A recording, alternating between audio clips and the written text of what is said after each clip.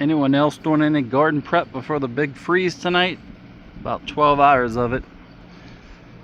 I think from like 11 p.m. to 9 or 10 a.m.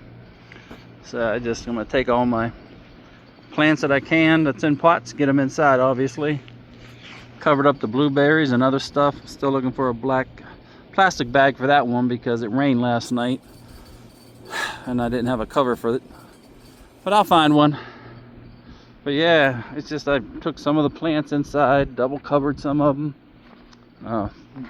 Bought some more of that stupid pine mulch. Cover up what I could. See all the covering I'm trying to do here. And that's about all you can do. You know, we'll see how the green stuff goes. Stuff's too tall to do anything with, and it's starting to flower up there. Those would have been flowers like tomorrow, but yeah, well, this stupid strawberry's been flowering like crazy. I keep picking the flowers off it, get the roots going. But yeah, the tulips didn't do too good obviously this week. Got a little beat up.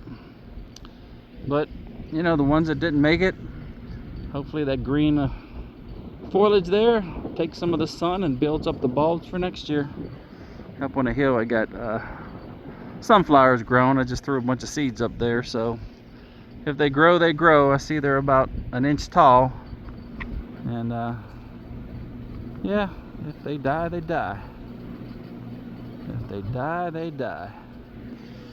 Got the one up there with the catnip with a bunch of little sunflowers growing around it. Got a lot of catnip. I like the mints. Smelly stuff keeps the rabbits and the deer away. So let me know how your garden work is going. If you decided to prepare for it, if you're just gonna let it come through, because unfortunately I have a lot of perennials and there's nothing I can do. It isn't like I'm out here planting stuff. Stuff just comes up, and it, you know, we had all these 80-degree days, so here's my little dandelions that grow in my garden. That way I know it's nice and safe and I eat them up. Okay, I hope you enjoyed the little video.